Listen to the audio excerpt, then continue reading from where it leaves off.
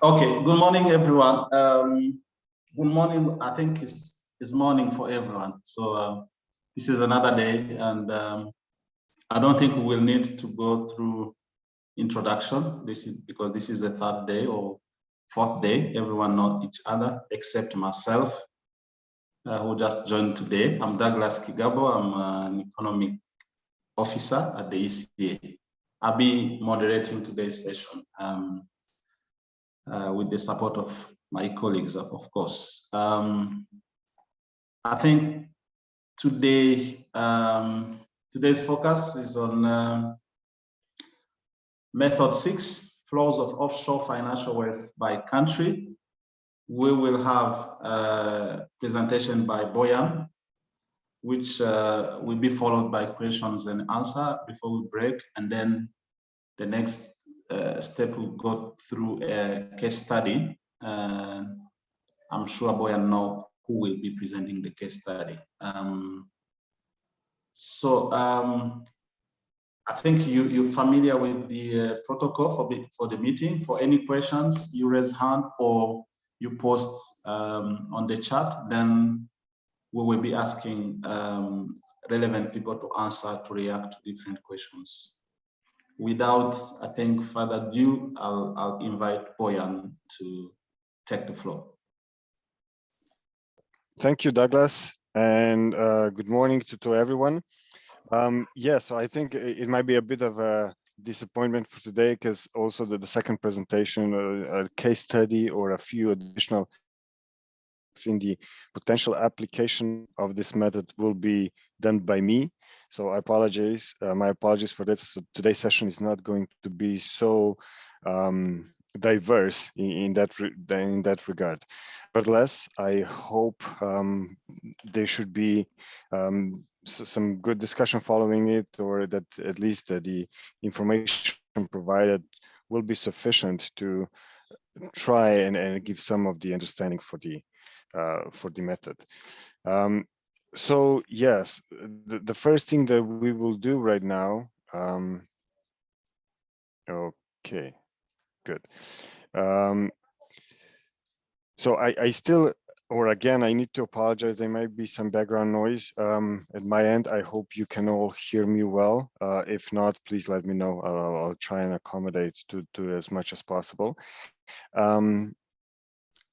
So if we start with our first presentation, which will essentially be following the methodological guidelines to measure tax and commercial illicit financial flows. So we are now addressing method number 6, so which is the flows of offshore financial wealth by country.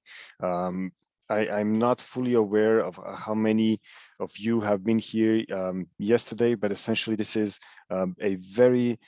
so it is covering the same aspects as we covered yesterday, which means that we are trying to understand how much of the offshore wealth, or the wealth that is essentially hidden outside, which is not declared. So how much is the value of that assets, and then to try and deduct how much of those would be attributed to the illicit financial flows. We will be meeting or addressing several challenges as we move along, very similar to the yesterday. So I think essentially both of the methods kind of work, and they go nicely hand in hand with each other in trying to understand this aspect of tax evasion by individuals. So having said this, particularly, we are looking at the all those flows of unrecorded offshore wealth and related tax evasion by individuals. You may remember that on Monday and Tuesday, we addressed the tax avoidance by multinational enterprises. So please bear in mind that there is, of course, a conceptual difference which is included in the conceptual part of illicit financial flows, that there's a difference between tax evasion, which is illegal, and tax avoidance, which is per se legal. However, it is illicit because it is harmful to the development. So yesterday and today, we are specifically looking at tax evasion. So we're looking at the illegal part of tax and commercial financial flows. Um, so the things that we had, I'm sorry, let me see. Yeah. So before we go ahead with this method, just a brief word. It is the same applications as and the same considerations apply as they did in yesterday's presentation or yesterday's method. You may remember at the beginning we said that, of course, there might be some difficulties when we are trying to assign or attach offshore financial wealth to illicit financial flows.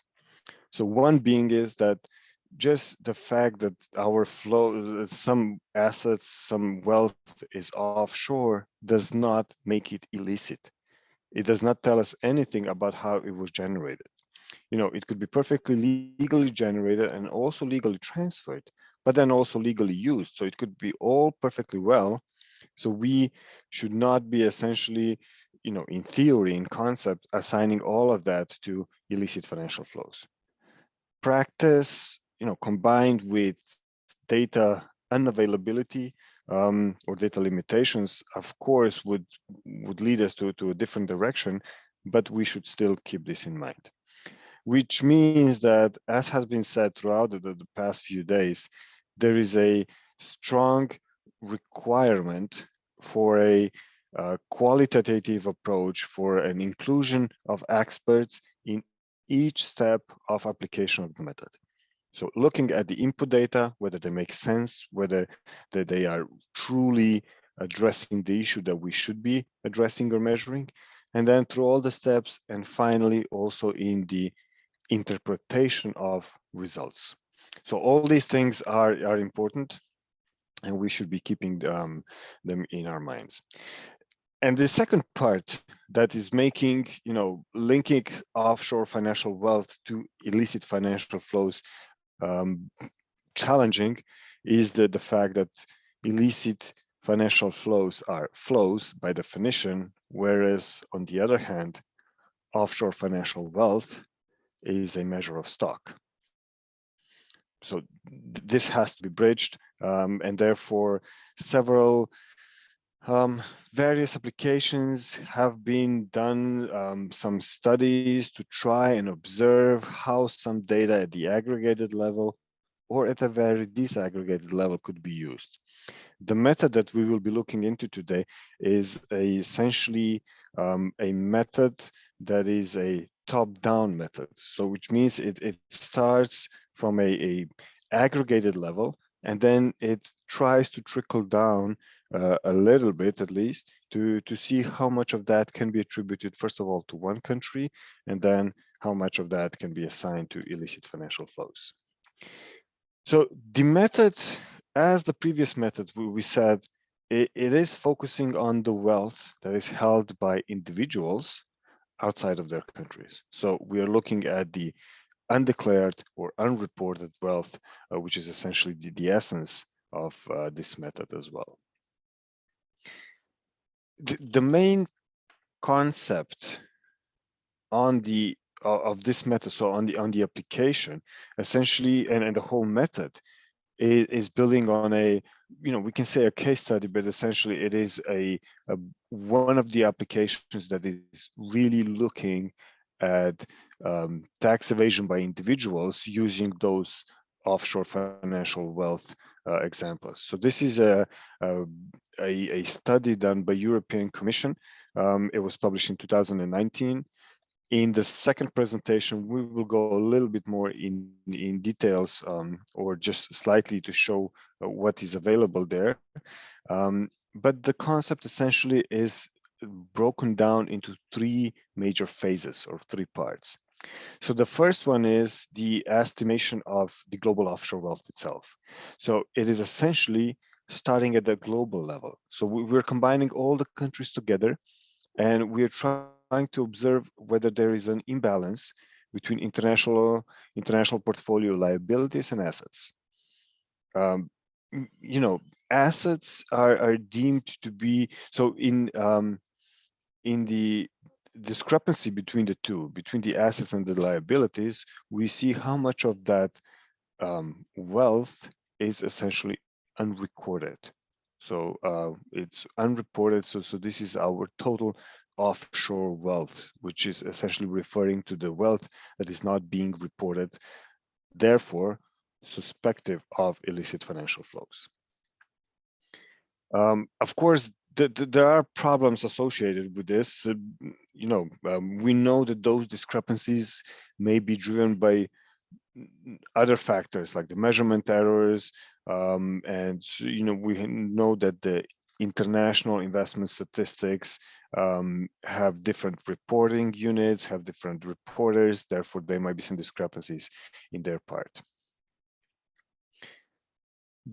The second part, so after we have done this global offshore wealth estimation, we move to the second phase, which is we have to break this down. So this wealth by country or by also international financial centers. So this is done in the calculation phase. We will see how this is being done in this study. And once this is done, so we know how much of that global offshore wealth is generated by one country.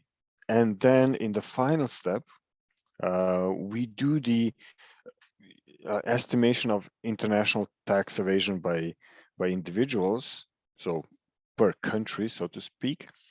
We are applying a so-called non-compliance rate, and then from this estimate how much of that asset is, or that wealth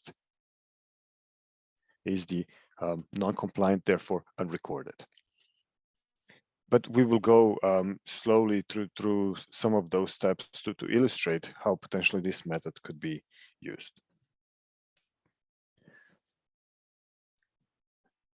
Of course, even having talked only a few minutes about the concept, we already see that there are many limitations of this method and this application. Very similar to the one that we had yesterday. So number one, there are several assumptions that are required in order for this method to essentially be going from step A to B to C and so on. The first one is, and this is a rather crucial assumption, essentially, is a so-called non-compliance rate. So this is the rate that we believe would tell us how much of the offshore wealth is unrecorded. In the case study that was used, the non-compliance rate was a 75%, because we are only looking at the things that are discrepancy between liabilities and assets. So we are not looking at all the assets, because most of the assets would still be recorded, obviously, but of the unrecorded or of those discrepancies, 75% is somehow attributed to those illicit financial flows. There are, of course, also assumptions of dividing offshore wealth into deposits and portfolio investments. Similar as yesterday, we also have questions about the capital gains and the wealth consumption. So what is going on specifically from one period to another with the consumption of wealth? Can we actually consider this in our calculations? And the part that we actually have some sort of response to is capital gains. So we know that we're trying to account for capital gains, so that if there are stock from one year to another has increased, that we also consider this could be also due to capital gains and not merely to the illicit financial flows. Of course, with this, we hit the next part, which is the assets versus flows question, or the procedure, so to say. Again, from the theoretical point of view, we are going to address this and then apply it in practice as a measure of something that can be done or achievable. There are other various assumptions, such as how to associate deposits with their origin and whether which types of assets have actually been covered, and so on.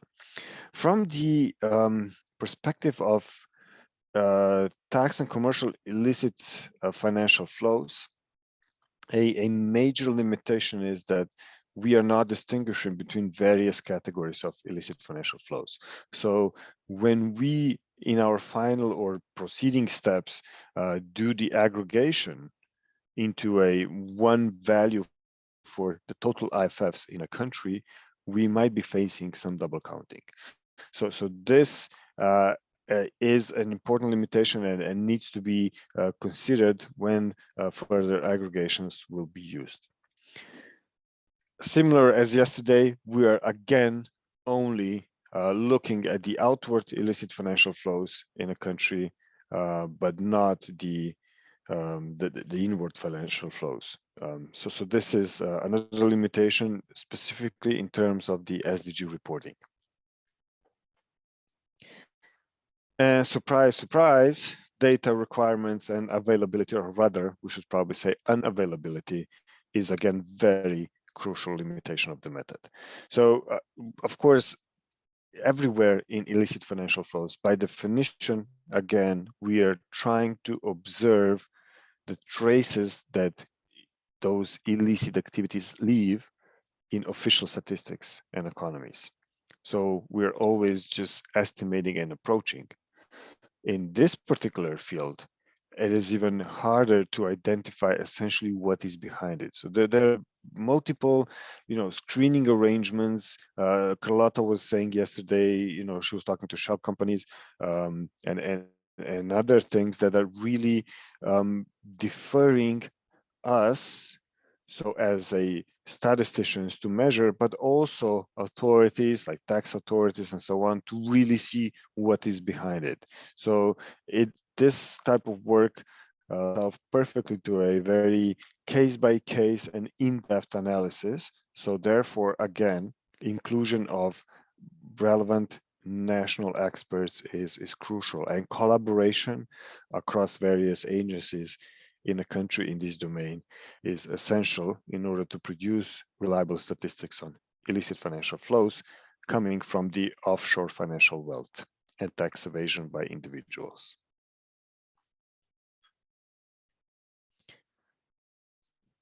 Luckily, of course, we have some ways to overcome those limitations.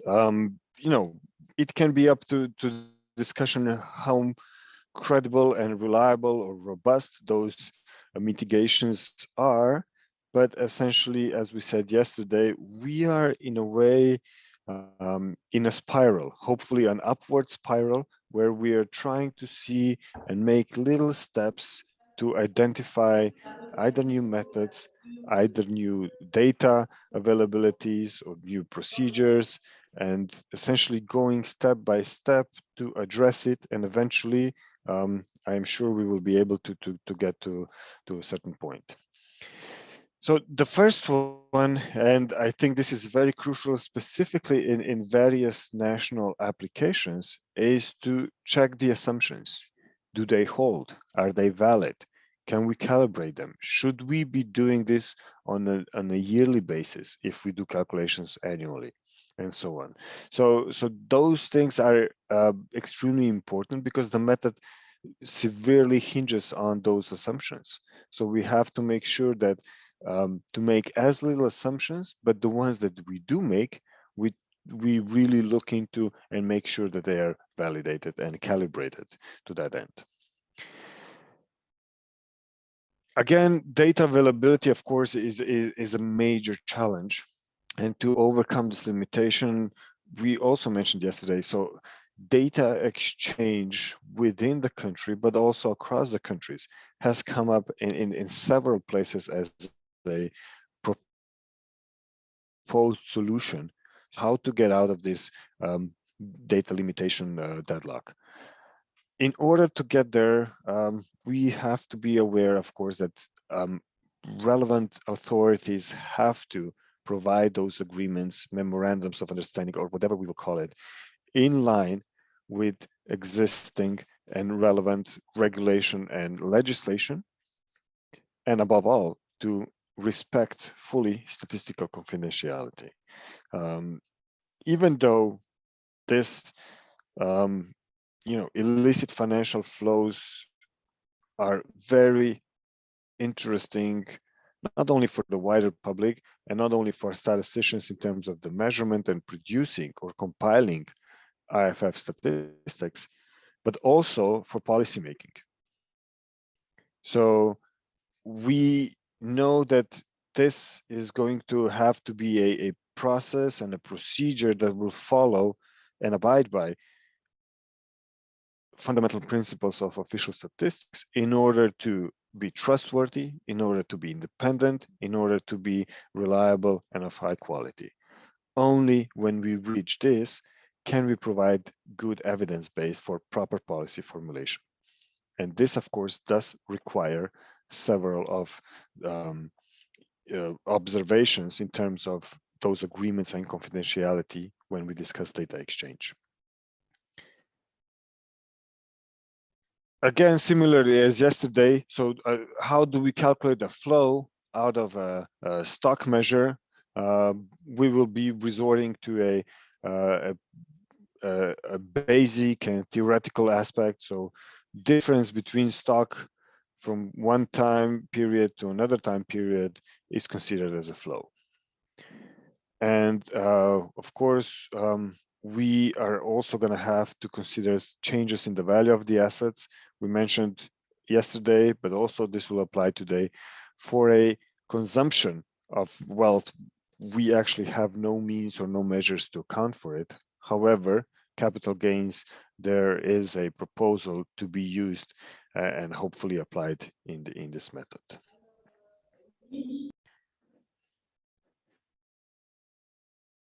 So where do we get the data to actually use and apply this method? Mostly those would be international data sources. So what we're looking at are statistics on international portfolio securities or foreign deposits. So we're trying to observe what is essentially going on at the international level. So how much countries have holdings of each other and how much that is reported. So in this study, in the case study, three global databases have provided global data on this. So these are the IMF's Coordinated Portfolio Investment Survey, IMF's International Investment Position Database, and a so-called External Wealth of Nations Mark II database, as we have it here. So these are combined specifically in the first phase to come up with this global offshore wealth that is being estimated. Of course, all of these have limitations, mostly relating to the coverage in terms of countries, but also sometimes in terms of in temporal view. So not all the years are provided in all the databases and so on. So there are certain measures how to go around it. Of course, again, it have to be done on a case-by-case basis. And then there are two other important data sources. One is the Central Bank of Switzerland, which is publishing detailed statistics on their bank deposits, portfolio of equities, bonds, and mutual funds that are managed by the Swiss banks on behalf of foreigners, right? So we're trying to understand what is going on with foreign assets in a particular country, because we're looking at cross-country flows. And another data a source which we also have observed yesterday, and I think Carlotta has shown very nicely how to get there, is the BIS, Locational Banking Statistics of Bank of International Settlements. So all of these sources are international data sources. Is there room for national data sources? Of course there is, and this is also very crucial. So yesterday, the whole indicator relied partly, Carlotta said it nicely, part of the puzzle are the nationally available data. Here, this method essentially is mainly basing the application of the method on international data sources. However, national expertise, national knowledge, national data would definitely be required in order to address mostly the assumptions, but sometimes, of course, this would also lead to some data corrections So it is important to keep in mind specifically that there are several and important limitations using all this data in terms of coverage and confidentiality restrictions, but also what is important for our measure today is that there may be difficulties in the data sources to distinguish between individuals and entities. So we are looking at individuals. So we're looking at individuals' tax evasion. So we were trying to observe how much of that assets or that wealth that is being undeclared could be attributed to individuals rather than entities, companies. So this is also another important thing to keep in mind. Of course, when we get here to the end of this slide, of course, somebody could ask themselves, so what is the point? This is actually almost impossible to get to if we have so many limitations, if we have so many data restrictions. This is true. However, of course, we always strive to make one little step ahead and try to get there. And this methods and using this methodology that has been described in the European Commission paper, I think is a very good starting point to see essentially how this can be applied. And this feeds very well into the discussion we had yesterday and in this spiral that we have to start, we have to get going to see essentially how far we can get. So please let us not give up, right? Okay, so now we move on to the calculation phase. In the calculation phase, so we are following those three phases or three steps, if you remember. So the first one was to estimate the global offshore wealth. So this is going to be our task number one. After we have done this, we're going to have to break this down. So this global offshore wealth by country, but also by international financial centers. And then when we have this, then the third phase, or the third step, if we want to call it, would be dealing with the estimation of the illicit financial flows themselves. Okay, so the global offshore financial wealth. So how do we get there? Well, of course, first there is an assumption made that the financial wealth that is held offshore by individuals or households is comprised of two parts. One is the portfolio assets, so the portfolio wealth, and the other one is the deposits. So we have this simple formula that says, okay, so global offshore wealth, financial wealth is the portfolio wealth plus deposits. Okay, so this is the first step. And knowing this, now we have to look into both of those elements separately. So into the offshore portfolio wealth and estimate it, and then into the deposits. Once we have those, then we can produce our global offshore financial wealth, which is end of phase one.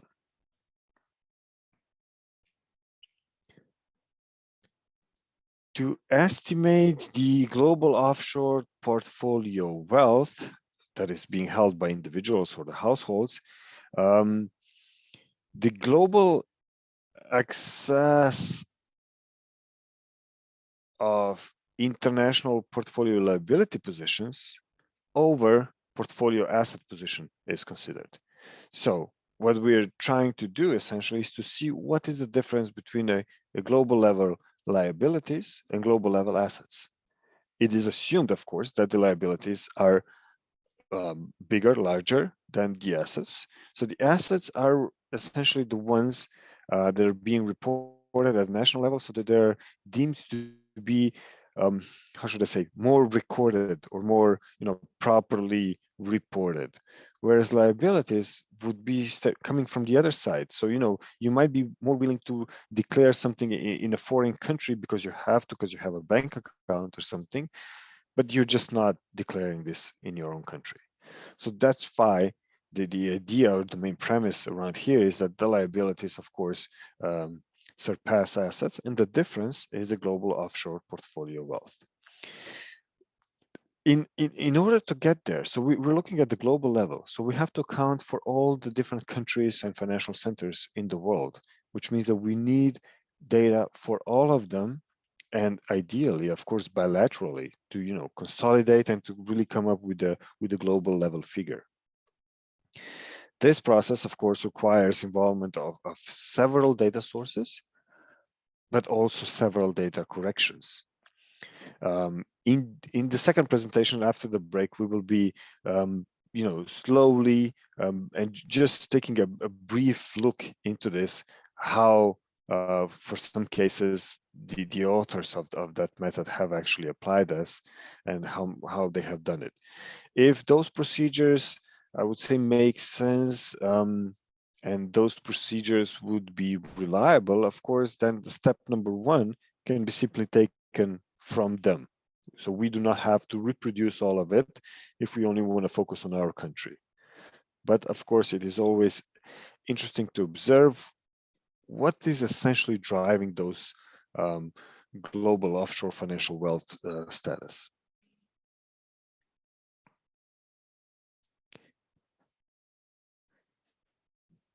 So next we have to estimate the offshore deposits. So this is the second part of that equation. So let me go back to this slide. So we said the global offshore financial wealth is the sum of two parts, the portfolio and the deposits. So the portfolio wealth we calculated here. For the deposits, we make another assumption, of course. And this is the assumption that the 25% of financial wealth is held in deposits. And of course, 75% is then being held in portfolio investment.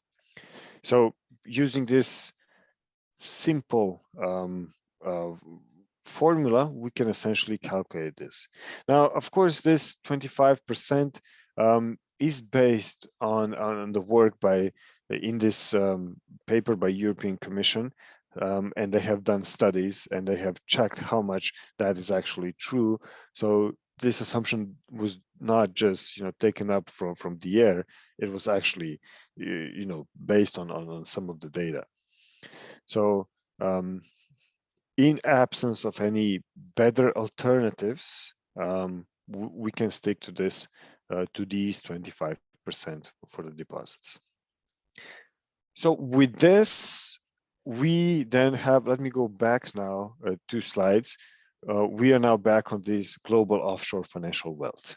So we have both parts computed, we put them together, and we have a value for at the global level for year T, so whatever that year is.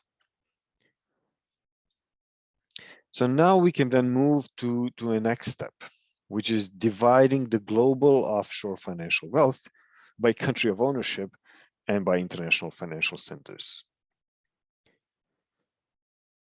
So we are first estimating the breakdown by country of ownership. And to do so, we use the ownership shares of cross-border deposits that are held by individuals in international financial centers. So those those shares are being taken from the bank statistics. However, there is a major problem there. So those locational banking statistics do not distinguish between individuals and entities. So as we are only looking at individuals and their tax evasion, of course, we only want to see how much they are being accounted for in those offshore assets. So that's why some of the corrections or adjustments are made in terms of using the FDI data. So the assumption is that a country with a large outgoing FDI stock relative to the GDP is assumed to have a large proportion of outgoing corporate deposits, and vice versa. So the more there are, the higher the FDI,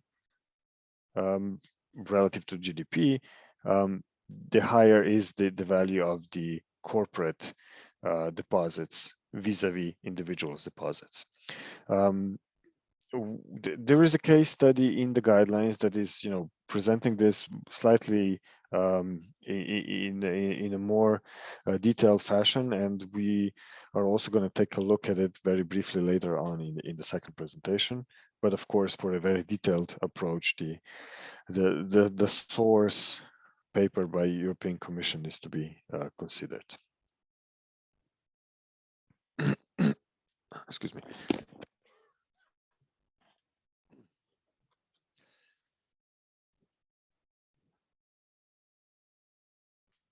Now, when we are doing this breakdown by the country of ownership, so this is what we did in the previous step, and we are also having to do the breakdown by the International Financial Center.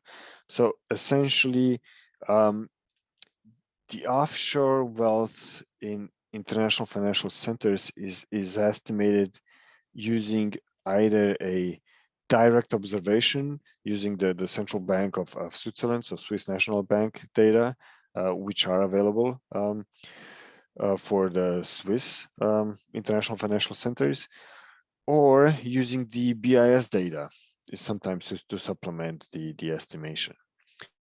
The authors of this breakdown and of these procedures, they indicate that there are two types of international financial centers that have to be identified. So type 1 is a so-called wealth receiving international financial center. So a large number of non-residents have a bank account with offshore wealth invested in third countries. The second type, so type 2, is providing shell companies or other screening mechanisms or means where international deposits are incorrectly assigned to residents of that international financial center. So of course, this is a question of who is the actual owner and where those assets, so this wealth should be attributed to, so to nationals of which country. And using those screening mechanisms, this is, of course, sometimes very difficult to actually observe. Therefore, it is important to see what specific regulatory and other formalities are put in place that would be supporting the disclosures, of beneficial ownerships and everything that comes with this. So that would be more properly linking those offshore wealth to specific countries of actual ownership.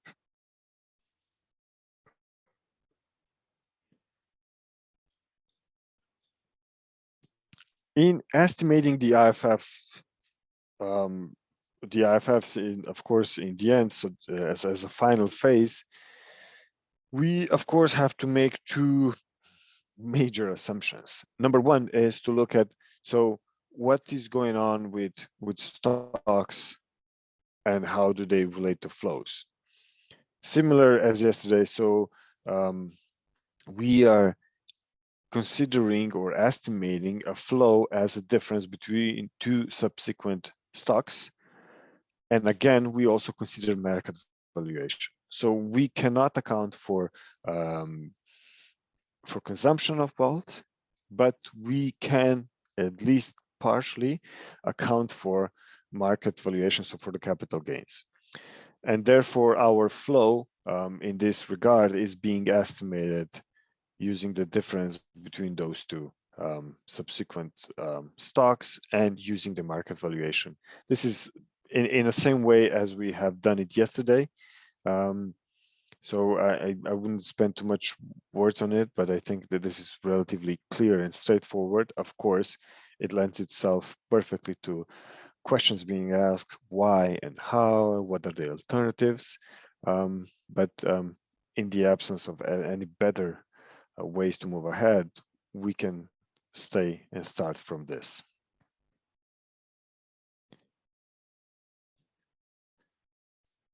And the next, or the second important assumption is the so-called non-compliance rate. So how much of that offshore wealth that is, being as a discrepancy between liabilities and assets is essentially non-compliant. So there is um, a non-compliance rate of 75% being assumed, and we can start with this. But of course, if there are other ways to consider any other values, either specific for a country, or sometimes this could also be specific for certain bilateral flows, then of course those should be or could be applied. And again, we essentially only end up with calculation of the outward illicit financial flows. We know that when we have positive flows using this formula, so the one in the previous slide, if the flow is positive, which means that the offshore financial wealth, so the stock in this year has increased relative to the previous year.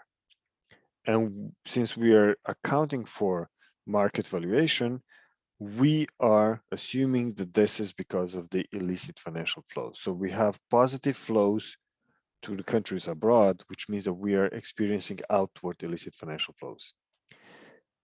On the other hand, negative flows, of course, would not signal that there's an inward illicit financial flows. In order to be actually calculating inward financial flows for our country, we would have to do all these calculations for all the countries in the world, so to have a mirror image, and then we will be calculating all these different mirror images that will be then broken down also by countries of where the outward flows would be going. So with current data availability, or rather we should say unavailability, this is not possible, and therefore some methodological enhancements are still needed. So the method is still to be developed and tested.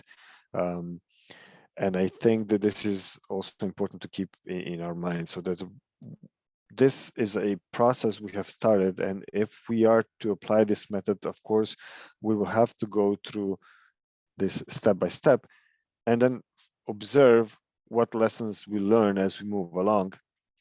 And hopefully those should be sufficient to provide relevant inputs into the statistics. So on the measurement of the illicit financial flows.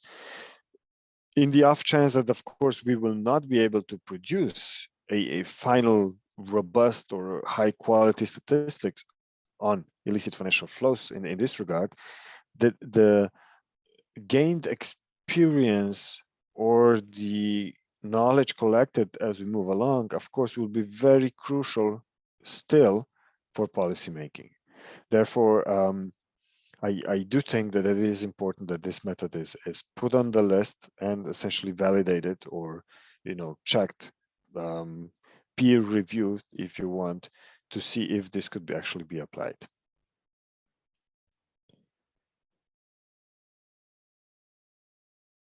Okay, so I think with this I've come to an end of this presentation. Of course, I'll be very happy to try and address some of the concerns that we might have if there are some of the questions. So I don't know if there are. Maybe Douglas, I can hand over to you if there are any questions. But maybe just before I do that, I think there was a question. I'm sorry, I should have started it earlier, but there was a question that is relating to the method from yesterday. I'm sorry, I didn't check it earlier. So there was a question by Nilton, so which also links to today's presentation and today's method in terms of how to deal with the issues of data availability, especially for African economies with a large part of population that has its income from activities in informal markets. So what do we say and what do we think about this? So Carlotta was kind enough to actually provide a brief response to that. So of course, the point that is relevant, and she's pointing it out, is that data availability is always a challenge, and specifically so when we are observing activities that are, clandestine or illicit or in any other way hidden by nature, which means that illicit financial flows by definition are hidden, so we're having problems there, but also IFFs are by definition, again, cross-border movements, meaning that international transactions which leave a trace in some sort of accounts, like the current accounts or the balance of payments or any other parts where we could be observing them. She is essentially pointing out that smuggling or informal trade or any other those similar parts are essentially not captured in the the system of national accounts, of course, which is making their measurement significantly more challenging or difficult. When we are discussing the offshore wealth indicator, either yesterday or today, we are essentially focusing on the wealth of individuals. So we said that we are only trying to observe what is going on with the individuals and their banking operations that are being, taken care abroad and not declared to the authorities, and which might indicate that operations in the let's say the formal economy, even if the activities are, let's say informal or illicitly generated in whatever process, when at some point they would enter the formal economy, right? So, for the illicit financial flows, they could be generated illicitly, but then transferred abroad perfectly legally and licitly, and then also used licitly. So there will be some marks that are being left in official economies and official statistics, which will be showing and reflecting even those activities that they may not be, let's say, fully captured in an African country, as the question was, because they are not recorded in an African country, but they may be recorded in a different country. And those discrepancies, so that's why it is important to have bilateral, I'm going to say, comparison of data, but also exchange, obviously, to ensure that we are observing the illicit activity from various aspects. Therefore, we might be able to have a better idea of what it is. There is, I think, one important element here, though. When we discuss informal economy and link it to the illicit financial flows, by pure definition, informal and illicit are mutually exclusive. So informal economy is not illicit economy, and vice versa. Now, in practice, of course, this will be very hard to essentially distinguish and to tell apart. So the measurement approaches or the measurement efforts will be very much aligned and similar. In fact, we might be capturing the same thing. However, this is extremely important for policy side. We know that informal is informal because it is not required to register. Illicit, on the other hand, is by definition harmful to the economies and to the societies. So the regulation and the policies should be addressing the illicit part and curbing those, so curbing illicit financial flows. However, with the informal economy, the policy formulation and the backgrounds or the aims will be significantly different.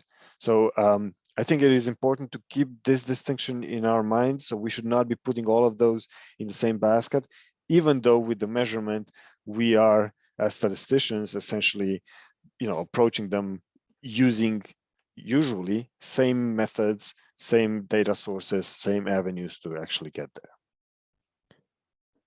Okay, so sorry, so this was a question from yesterday, but now Douglas, please, over back to you, or anybody else if there are any questions, I'll try to provide some responses. Thank you. Thank you very much, Bojan, for your very excellent presentation. Quite technical, I must confess, which means probably people might have many questions to ask, I suppose. So I will now open the floor to participants for any question. If you have a question, please raise your hand or just drop it on the chat so that we may collect them and give Bojan time to react. So over to everyone who has a question. Maybe it's still too early in the morning, although I know it's for some regions it's not super early, or maybe I'm fully aware that first of all this method is a very complex one. Of course, it's hard to get concrete answers or questions when we don't really dig deep into it. That's why I think this is one of the methods out of all the 6 methods that we have in the tax and commercial illicit financial flows that is the most how should I say, hypothetical or theoretical. There is an application, and we will also be looking at in the second presentation, but only briefly, whereas all other methods may have a better link to our real life in terms of work and data availability. This is also the reason why today's session will, I'm pretty sure, be shorter than the other ones and less practical. I apologize for that, but given data requirements, given the method, it is essentially not viable to have an overall and a generic approach. So yeah, in reflection of that, okay, I have a question. I have a hand raised. Kamunima. Okay. The floor is yours. Okay, thank you very much, sir. Yeah, I also found the presentation was very informative, but also a bit more technical on my side. But I just wanted a clarification. I got the explanation to say the foreign wealth of the resident, it's a stock, whereas when you're looking at illicit flow, we are looking at the flow of the transaction to know whether it was illicit or not. And also that foreign stock or foreign wealth is not immediately illicit because it may be legally gained. But what I want to understand is that in the formula that has been shown of, if let's say example, you get the full amount or measure of how much illicit flow, I mean, how much foreign wealth was undeclared, which is abroad. So in using that figure, what is the interpretation of that you give as to how much of that foreign money abroad is illicit? Because I'm understanding this one is just a measure, it's not an investigation. You are trying to measure the data that's available. You are not doing a fresh investigation. So what interpretation do you give to the foreign wealth based on the calculation that has been shown? Yes, I think that those are very, very important observations. Before I go to the response, maybe a brief response. So it is very important what you have noticed. So there is a difference between a statistical measurement and then the administrative purpose, we can say, like the prosecution and so on. And we are particularly in this method, but also in the method that we had yesterday, always somewhere on the line of like, okay, when we measure it, can we also identify it, and vice versa? In the measurement side, of course, we are not going into the part of the the prosecution or any other administrative purposes. So I think that this is important to keep in our minds when we are essentially producing those estimates. So the interpretation essentially at using this method, which is a top-down method. So it is a global or the aggregate level, even at the country level, is essentially just to have an idea or to provide a measure of how much money is leaving the country illicitly. So how much there are outward illicit financial flows. So this will have an indication in itself. Okay, so we know, for example, $10 billion are leaving our country every year due to outward financial flows. So what do we have to do in order to curb this, or to bring it at least partly into our official flows, and to tax them and so on? So those are the policy implications, but they are not, as you correctly observe, at the level, at the interpretation at the individual levels of, like, how to prosecute and so on in the individual persons. But it is a different level, as you observe, of the interpretation of the results. It will be merely a number saying this is the amount of money that is leaving. The requirements for SDG indicator are at the country level. I know whenever we do all these things, we're trying to approach them ideally bottom up, which means that we're trying to observe specific cases and then aggregate the values. Now this part, when we have specific cases or particular cases, is very linked to this administrative purpose, prosecution, and so on. And this is very much in the sphere of the confidentiality. So, and this is good. That's why it is important for the whole process of compilation of illicit financial flow statistics to be nationally owned, but not being nationally owned by one institution, but essentially by a consortium of units, or all the relevant units that are in there, to bring all the expertise and to use all the results that are required. For the statistical part, however, we are essentially just aggregating this value and producing a number that will say $10 billion are leaving the country illicitly every year. And this is the result how to be interpreted. I don't know if I've responded, but maybe somewhere along those lines, yes. Yes, no, I responded well. Thank you, sir. Thank you. I don't seem to see any hand up, and I don't also see any question to the chat. I think it's related to the technicality of the method. Maybe you could break, give participants to digest, and when we land into a sort of case study, probably that will trigger more questions, right? Probably, yeah.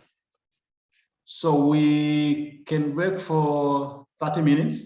That's according to agenda, unless we want to shorten the break. Honestly, I'm okay.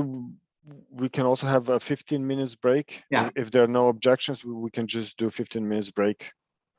That was really my sort of suggestion. If we can break for 15 minutes and come back and do the case study, and probably have more time for questions, if any. Hi, Bojan. Douglas. Hi there. Perfect. Hi. Yeah, I hope everyone is back now. I think next is the session on case study. I will hand over to Bojan or someone else, I don't know. It will be me, thank you. Unfortunately, for everybody, but let's try and get through to this second part. So this session right now will be a combination of a bit of a reference to the case study and some links to try and understand, more about the data requirements, or the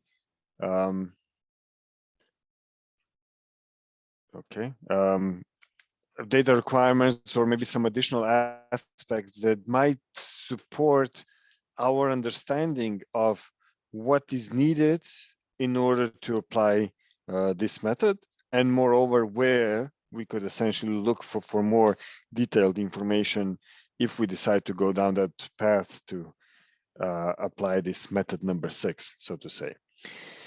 I think we will take some time to go through all of it, and I suspect we may finish a little bit earlier today as well.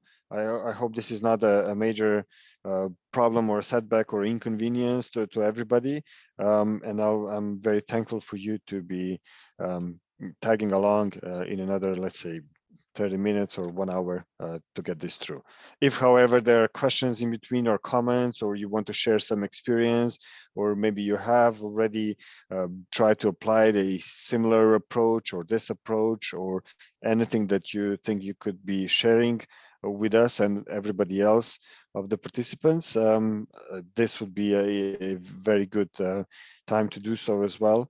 But of course, as was mentioned yesterday already, please do not hesitate to get back to us on any questions, comments, also later on in the process of the application of this or any other method for that matters.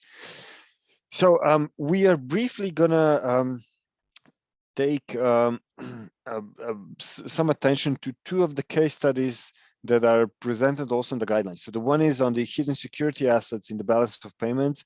Essentially, how one of the papers is looking at how Bank of France, so the Central Bank of France, is looking at those security assets through the balance of payments to observe or understand this issue.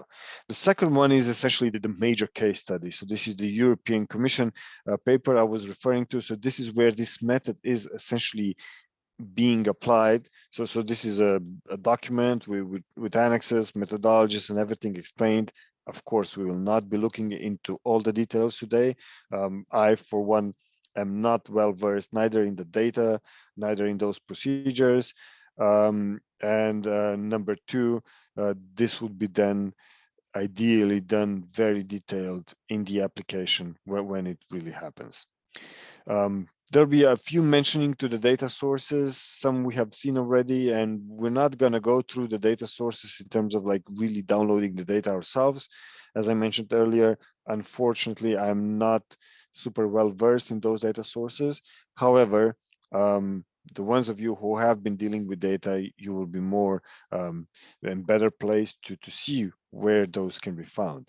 However, we will be looking at some additional, maybe non-official statistics data sources, which could support our efforts in trying to understand the background of this tax evasion by individuals.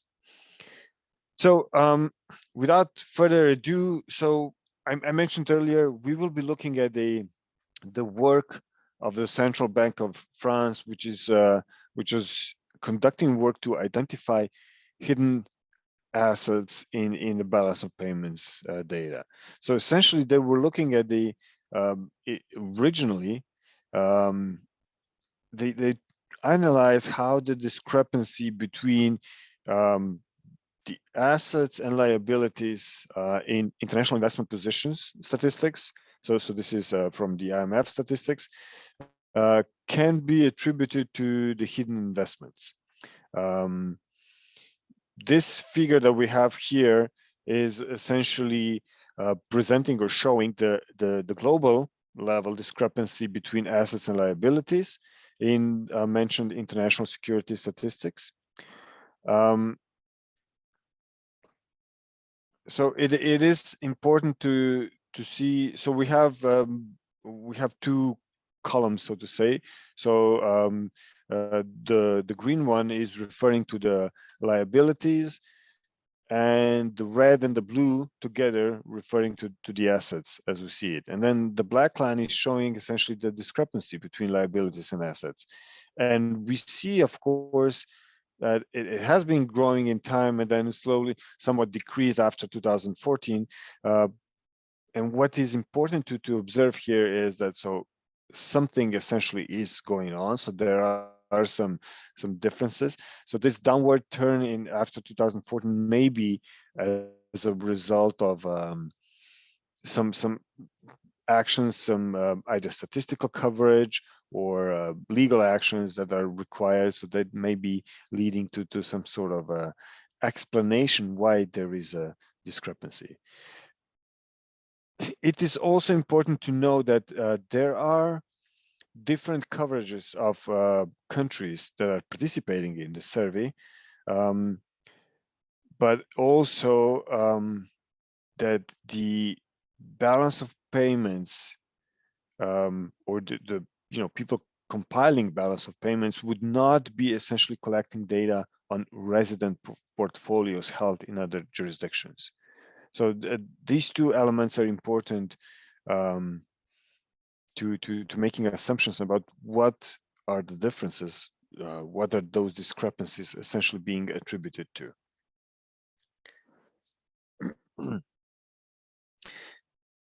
Now, the authors assume that the financial assets are well collected, which means that that the statistics are accurate in that regard, except for the part that is owned by the individuals or the households in offshore centers.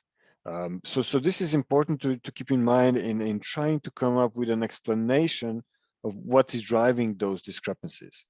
So this plot is giving us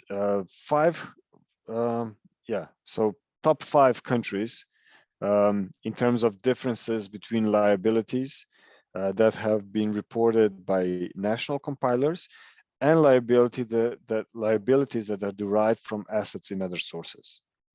So we see different numbers, but the list of countries, of course, is also interesting.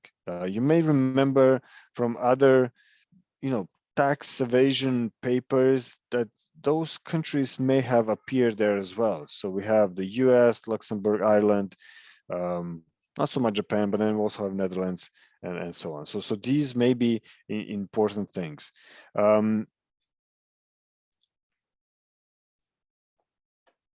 The assumption behind the hidden assets, so to speak, is also being grounded on from the perspective of the European legislation or regulation that is essentially requiring that financial corporations report directly to national authorities. However, non-financial corporations and households are not required to do so. Therefore, the idea that the reason behind those discrepancies that we can observe here, or essentially in the previous slide, is essentially being driven by the assets held by those who are not required to report. So they may be actually hiding them. So this is the idea that is trying to be here in the back.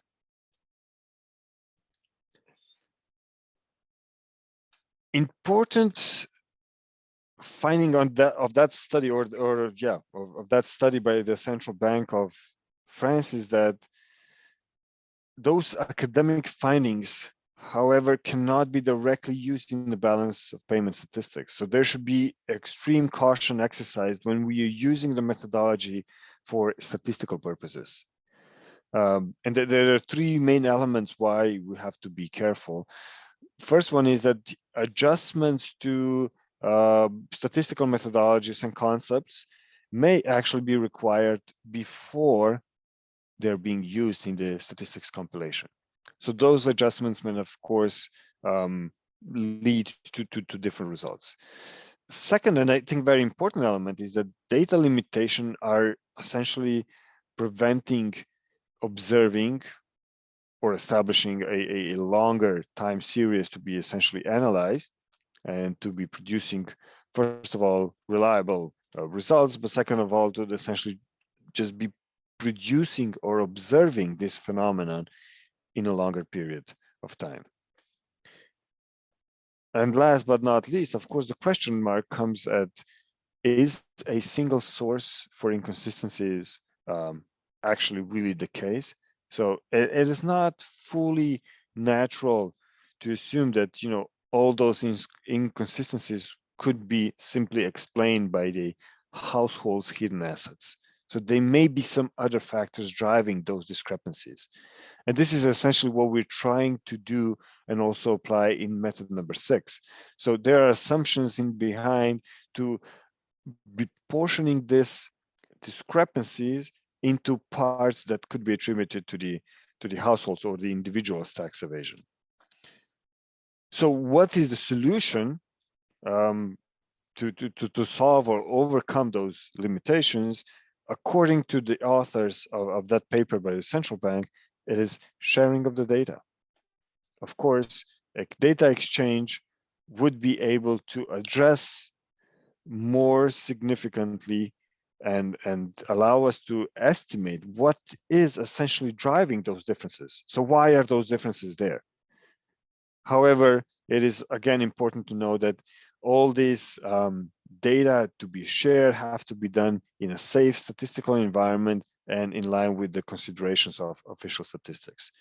So we hear these days that, of course, data are everywhere and the data should be shared, of course, which does make sense specifically in terms of illicit financial flows.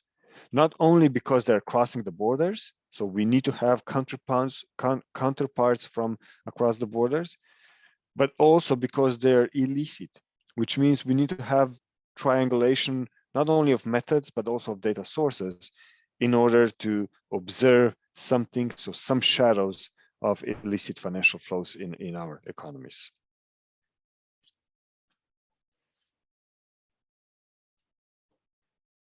So now we're going to move to this paper by the European Commission or its researchers on estimating international tax evasion by individuals.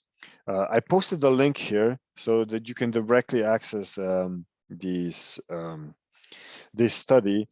Maybe as a side note, so everything that we have presented so far in the part of the methods that are from the guidelines, all the case studies, all the literature and everything, this is all available in the methodological guidelines that you can find online. So they're currently available in English and in French. They're being translated into Russian. I think that actually they have been translated into Russian, so they have to be posted online as well, into Arabic and into Portuguese. Please consider that, of course, this takes some time, but at least the references and the data sources are listed in the file. You can find them in the end, and then of course there, wherever possible, there are links, so you can actually go and see specific data sources, case studies, or other reading material.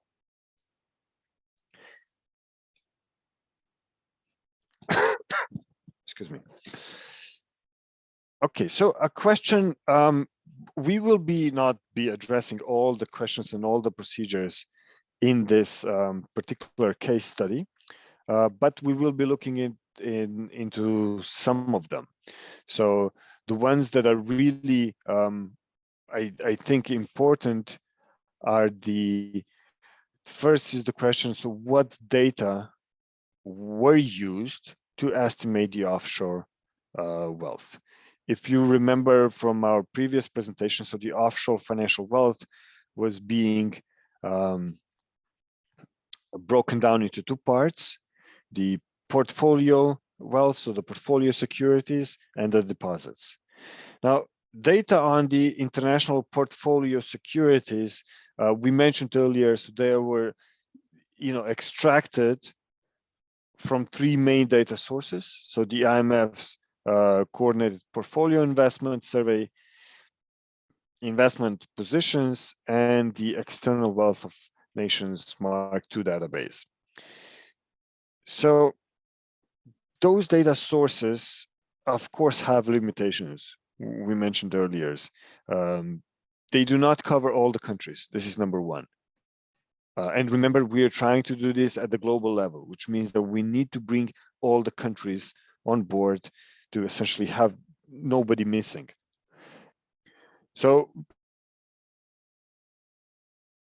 that some countries do simply just not report to international institutions.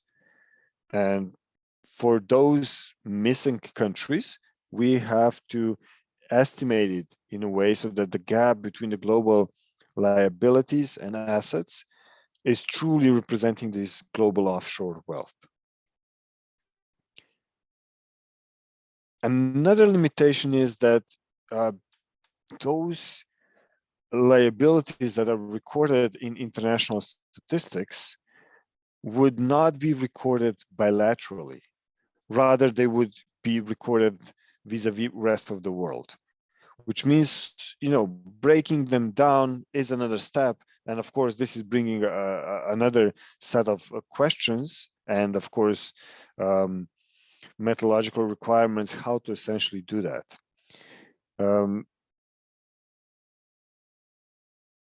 So we have to keep those limitations on board, and to that end, of course, researchers in that case study have applied, and there is a long annex of parts that is listing how and what could be done, what was done, how to account for this missing unit, and so on. This table here, I think it is very interesting to observe essentially what is going on in different data sources and what would be the cases, or examples of data availabilities for different countries. So there are 5 different situations we can see here. So the first one is that you have data reported for a particular country in all 3 data sources, and all of them are consistent. So this is, a perfect case. So we have here the case of Denmark. So we have those data reported in all 3 databases that we're using. So the IMF's IIP and CPIS, but then also in this EWN database. Now, of course, all other cases may not be so clear or clean. So situation 2, we see that the 2 databases or the 3 databases have the data, but they are just not consistent. So they do not report the same figure. This is the case. So in the second column, we have the case of the UK here. And of course, this is going to cause us some problems. And we all know, dealing with the data, essentially getting the data ready for the use, so preparing, cleaning, and so on, is essentially the majority of our work. And this method here and this particular set of data is no different than the rest. And then, of course, we also have some other parts or some other situations when we have data that are only available in one of the data source, or if it is in 2, they're again inconsistent, and so on. So we have here a few of the examples for that. Okay, I'm sorry, I'm trying to, I have some screens shown here and I don't see the full slides. Anyway, so this table is important to show that there are significant data challenges. Even though, if we go to the previous slide, we have data sources, they're not always going to be consistent. So we are going to have to use 1, 2nd, or the 3rd, or all of them, but then also have some other corrections to be made. So here we're going to look at the data corrections that are needed to assess the global portfolio assets and liabilities. You may remember, so this is the formula how to get this portfolio wealth at the global level. So the main idea is, or the main objective of this phase is to compile those positions for all the countries, which means that we start with one data source and then we supplement it with another data source when the first one is not available, and then with the 3rd source if that data are not available. the authors, they provide this in an annex and say, so how many countries have the data in the IIP and how much data are provided using other sources and so on. And what is, I think, is also important is that that even though we use all these three data sources, we are still left with inconsistencies, and we are still left with missing countries, but also missing years. So, we're trying to compile a longer time series, not just observe 1 year, but let's say a 10-year or 20-year period. And to that end, some sort of corrective strategies are applied to account for the missing years. Like, so, they say if the missing year is the last year or the 2 years, they estimate those last years that are missing by applying a yearly annual change also to the last year. If, however, there are missing values in the middle or at the beginning of the time series, they're using some other approach to do that. They're also listing specific countries or regions corrective measures. For example, there is a corrective strategy for a Netherlands special financial institution sector, which is being outlined. There are corrective strategy for Cayman, so for Cayman Islands mutual fund sector. It is interesting there to just maybe mention here that essentially they're applying or they're using a gravity model to estimate total foreign securities owned by the Cayman Islands. You may remember yesterday we mentioned that the gravity model could be used as a part in some of the estimations, and they're actually showcasing here as well the gravity model that was used in this case, to estimate securities owned by the Cayman Islands. So their model looks like this in the logarithmic form, if you remember from yesterday. So essentially they are trying to, so we have the fixed effects in here, but then the beta is linked to a vector of bilateral control. So this vector Z is telling us, the GDPs and the distances, and also dummies if countries have the common language and so on. Vector X is a so-called source level control. So it has population, GDP per capita, and so on. And then they also have other corrections for some regions. I think they have, like, for all exporting countries in the Middle East, they have some international institutions, corrective measures, and so on. So this table is essentially their result. So they start on the left-hand side. So we see here, so we have the raw values for 2000 for the period from 2001 to 2016. They have 72 countries included, and they're using this database from IMF. Now they have corrections for those countries that are included in this database for missing years.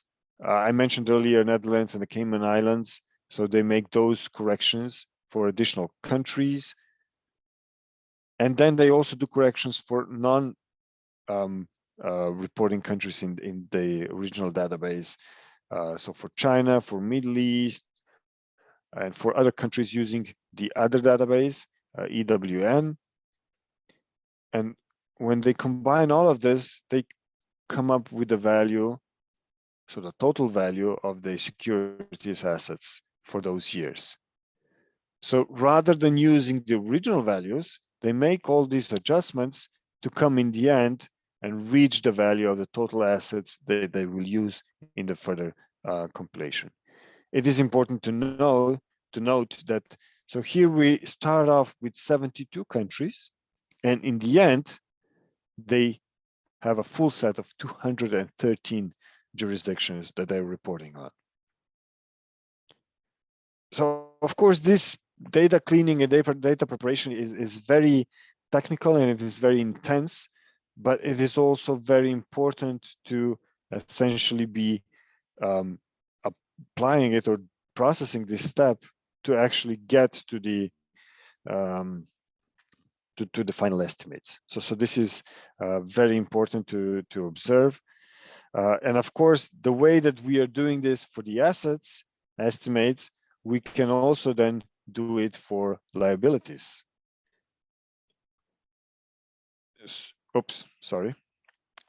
So they start from again, from 2001 to 2016 is the period covered. You can see here that 15 and 16 are not covered, even though we have 211 countries using EWN database. Now, then there are corrections to those using IIP data, covering for missing years, for Netherlands corrections, or whatever other corrections there are, and that they're adding other countries that are not included in there, using specific data sources. They're also counting for international organizations, and then the total liabilities for 242 countries are listed here. Of course, we can immediately see, so here we have 242 countries for liabilities, but for assets, we only had 213 countries. So this, of course, is already driving the difference in the global value, right? So we really need to pay specific attention to what and when can we do all of those things. So what data are available, what data are essentially counted in. So we have to be careful when we compare figures, what essentially are we comparing? So therefore it is required to have an expert input also with the data, but also specifically or in the interpretation phase of the results.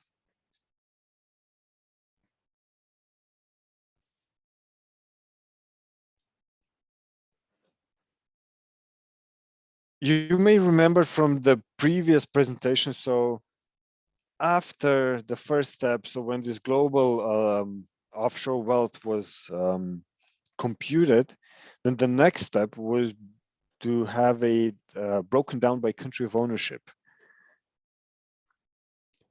And you may also remember that there were data being sourced from locational banking statistics of Bank of International Settlement, which, however, so data on the cross-border deposits that was being applied here, but they were not distinguishing between individuals and corporations or entities. So corrections are made for that, and in a way that FDI statistics or FDI stocks were taken into consideration. It is assumed essentially that a country with a larger FDI stock, so compared to GDP, is assumed to have a larger proportion of outgoing corporate deposits, and of course vice versa. So therefore the outgoing cross-border deposits, so marked here as D, were calculated using the deposits that were reported in the BIS, locational banking statistics, but then applied a specific weight to it.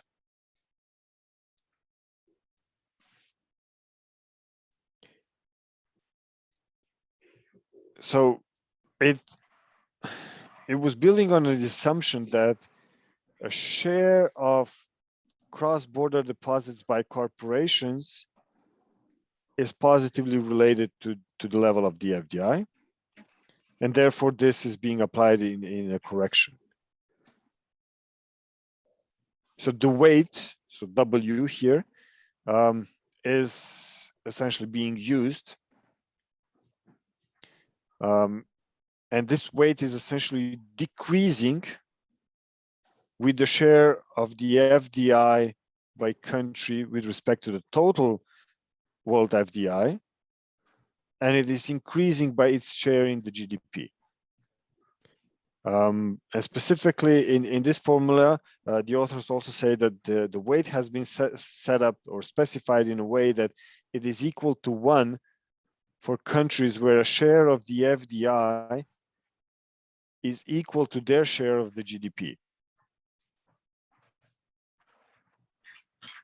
They also know that the FDI statistics that were being used here are being sourced from the UNCTAD's FDI statistics.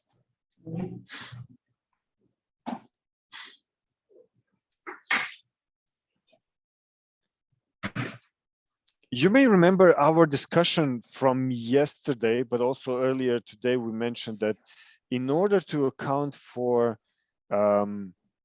capital gains, there is a specific index that is being used. This is the MCCI World Index, which we looked into yesterday.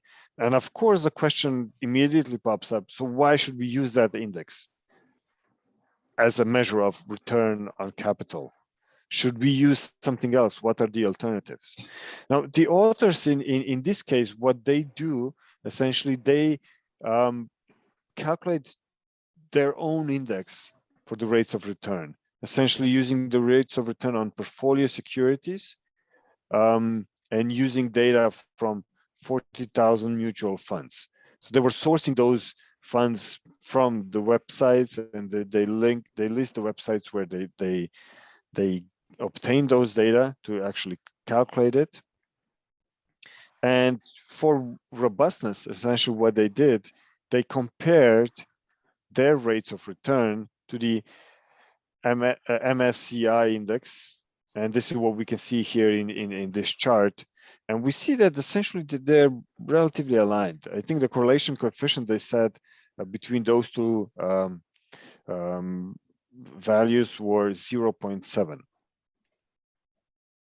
So they have provided an alternative to the MSCI index, which of course is a good way to go, which of course does require more data collection and more data manipulation. However, this of course is good to be using it specifically when we have certain national specific circumstances that would dictate that this is rather to be used and not the global MSCI index. I think that the case would be if all our nationally owned offshore assets are found to be, let's say, in only a limited number of countries, let's say in only 3 neighboring countries with pure access to international markets and so on. Of course, this will be a sign that maybe we should not be using the international level indicator, rather something more local to account for those specific situations.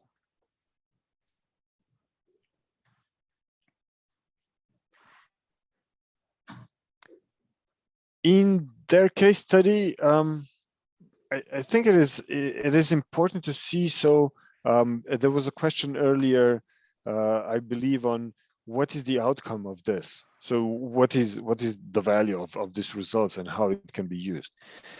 So here we have a chart that is showing the results of the estimated global offshore wealth. So this is the first phase, so to say. So it is being done for European, no, so this is the global offshore wealth. It is being done for the period of 2001 to 2016.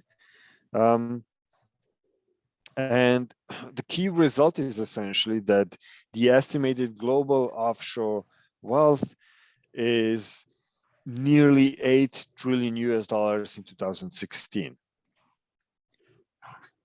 So this is essentially relatively consistent with the accepted results from other literature for the same year. You may remember Carlotta was showing a slide yesterday when she was referring to Zuckman and colleagues' work, which I believe the value was about 8 or even 10 trillions.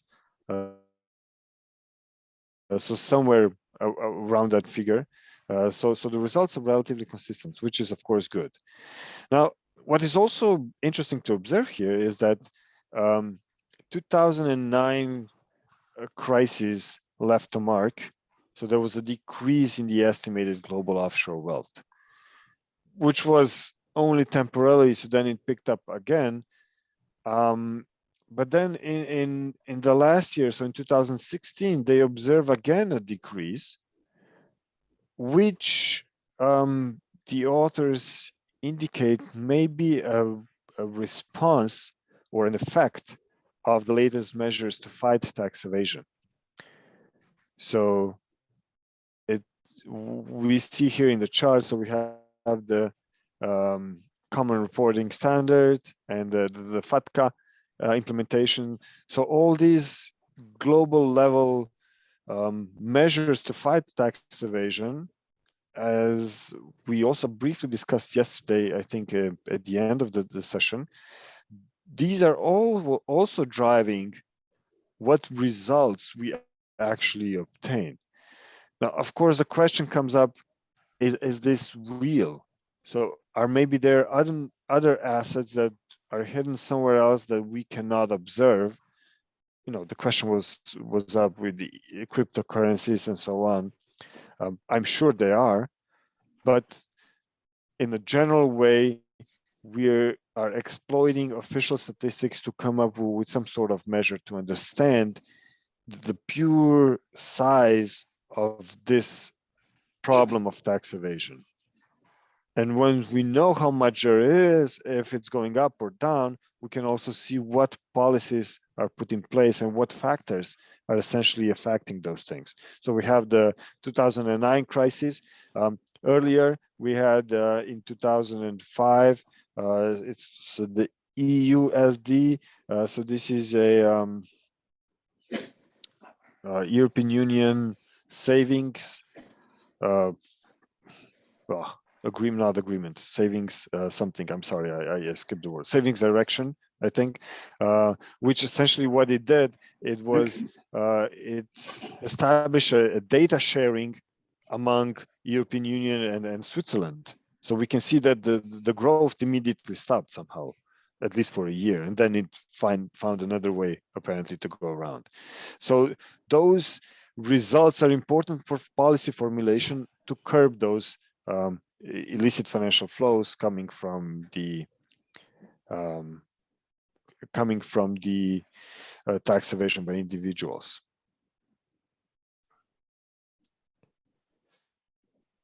In that study, maybe just another thing to say that so the offshore wealth that was held by the EU residents was estimated at 1.6 trillion US dollars. So only, of course, a portion of the global level, which was then led to the estimates of 46 billion euros of the revenue lost to international tax evasion in 2016. So this is roughly about 0.3% of EU's GDP. So this is not an insignificant number. Therefore, it does require, or it does merit, more methodological approaches, more methodological research in the area to essentially observe what can be done there.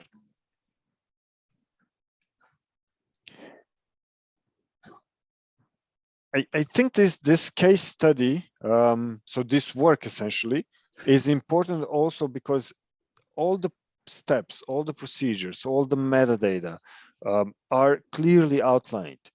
And what is also important, I think, is to show that essentially they have used several data sources. You remember we said there are 3 main data sources to be used. And of course, then there are others to be used, you know, remember the gravity model that was estimated, so you need data on GDP and so on. But the whole study did not use only 3 or 4 data sources. So this is just one page from the report saying which data source was used, in which step, how it was used, what are the limitations, and so on. But overall, they used 20 data sources for this study. So this is clearly showing how it is important to pool various data sources together to be able to properly apply the method and to come up with results that would, in a way, make sense.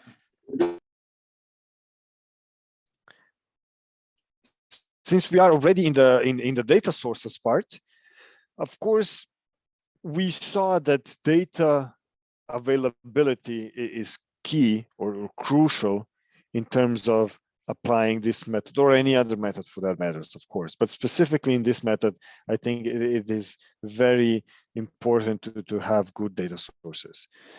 So ideally, we would also be using national data sources. So nationally reported granular data from our central bank or any other data providers that we could have. So, you know, we would get the data on the deposits, on equities, transactions, portfolios, and so on. So all these data would be required for our method to be properly used. Now, whether we have national data sources or not, we still need international data sources, particularly in this method.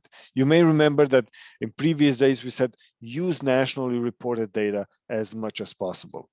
If you cannot get those data, then of course, use other international data sources to supplement. In this method, it seems to be the other way around. So start from the international data sources and supplement with national data sources if you can. And this is precisely because of the nature of the phenomenon we are actually observing. So the tax evasion by individuals in offshore wealth. Of the international data sources, of course, we have official statistics. So we have official statistics from the IMF and so on. We're just going to take a look at a few of the links in a second. But then we also have some unofficial statistics. For example, Tax Justice Network has their own databases that could be very useful or informative. But we also have investigative journalist data. You may remember that we have actually seen that or observed that. It was also mentioned by Carlotta yesterday. Those data sources are important for investigations, for getting the idea about it, also for the prosecution part. It is true, but they are also providing sufficient information or additional information on the measurement side as well. So of the international official statistic data sources, so we have seen the BIS locational banking statistics. I'm going to try and click on the link to see what happens. Can you see it? I'm sorry, can you see my screen or not? With the online being in the on the website of the bank.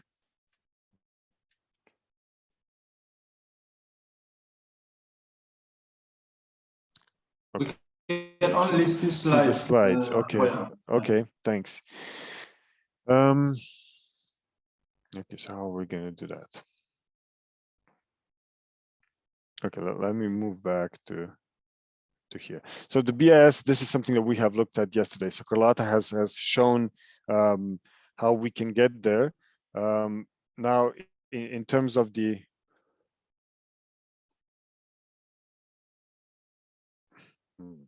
okay. Okay, this is not working out very well. I'm sorry. So then we have the IMF databases. So we have the balance of payments and the international investment position. So this is the same database where you can go through and you can browse it. You can select indicators, countries, and so on. As I said, I'm not super well versed, unfortunately, in those statistics. But when the application comes, you will see how to get those data. And please use those links to get there. Also the portfolio investment survey. I'll be very happy actually if I could, maybe I should do that. Just a sec. I'm going to stop sharing. Okay, and you can see the website now, right? Which is being loaded. Okay, so this is the BIS from yesterday that Carlotta has shown. So I'm not gonna, go through it, but you can essentially select all this. What I think is very important is to know that we have those explanatory notes. So whatever data sources we use, it is very important to observe the explanatory notes or the metadata. And this is even more so important when we use various data sources. So this is the Coordinated Portfolio Investment Survey database. So we can browse by economy, by indicator, and we can just select whatever data we are actually looking for here.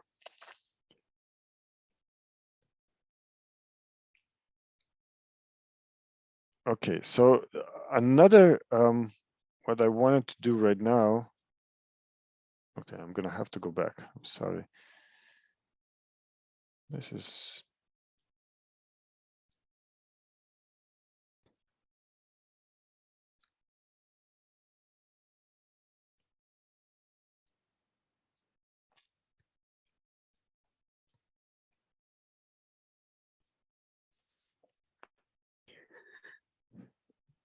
there is another set of databases that is not linked to official statistics per se. Of course, it is building on those in some elements. So we're going to take a look at the Tax Justice Network Financial Secrecy Index, just as a website to observe. And then there are other links which you will find in the presentation. We will also take a look at some of them, which are on this investigative journalism part. So some of the data there could be, I think, very interesting to observe. So if you take a look at the Tax Justice Network first, and of course I'm gonna have to, yeah, okay, good. I think you can see it now, right?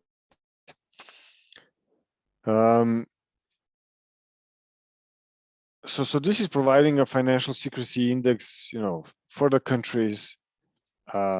It has the results of the index. So for all the countries, so we have already observed Cayman Islands earlier, United States, Switzerland, Luxembourg, Japan, Netherlands. You may remember some of those countries are also the ones that have been in the top 5 of the Central Bank of France estimates or analysis.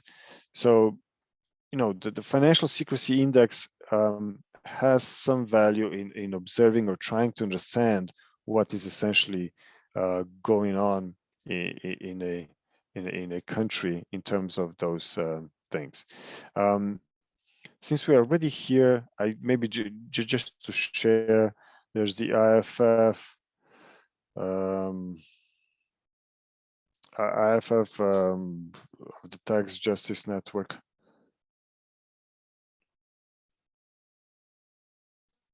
Was it .org? Yeah, sorry. Okay, just a sec. Taxjustice.net. Okay. IFF.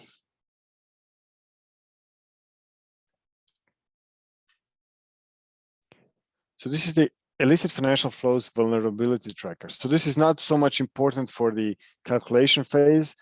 Rather, it shows like a, some sort of a risk analysis, or it provides a little bit of a context. And we can go on a map view and just select whatever country we want. I come for a very small country, which is over here, and we can see so how much my country, Slovenia, is losing in tax every year. What's the corporate tax haven index, financial secrecy index, and so on. So these data are, combined and then put online. We can see our major trade flows, not well connected. We can see apart from European Union.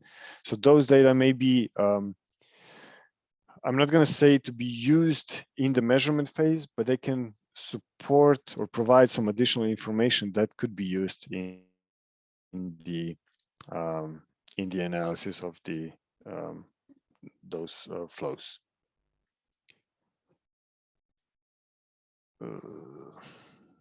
Okay, no thanks. There's an open looks database that is providing some information and data that link that directly to the Luxembourg. So we are now in this investigative journalism part. So I'm not going to go through this one in more details, but you can definitely take a look at the offshore leaks. Yeah, okay. The offshore leaks database, you know, that is allowing you to search for whatever you want to search, country or a entity name or city or something, and then you can find results, and you can be checking what are the natures behind some of the weird cases that might be going on. You may remember from yesterday's presentation, there was an application of the BIS locational banking statistics by Finland, and they have observed several of the there were weird peaks in certain years. So getting additional data, such as also from these sources, may provide some sort of inclination that those are true observations, so that those weird peaks are actually have a grounding in illicit financial flows or elsewhere, or maybe they are just a result of a statistical error or a problem with you know, typing in the data or whatever is the reason. Another interesting thing is the Fincen files. So you know, we have again the world, and we can try and use. You can select the country. I'm sorry, this is working very slowly right now. And I can again look at my country, Slovenia, and we can see that, you know, some numbers and that the 71 transactions are weird. We can also take a look at which banks are responsible for those transactions and how many were those transactions, the amounts received or sent. So those information could provide additional insights into the understanding of the illicit financial flows.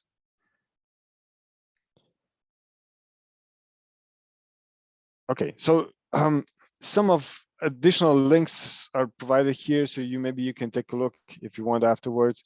And there's also some of the literature.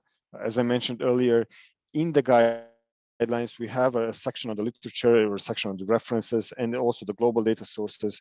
So most of the links are there, but some additional are also here.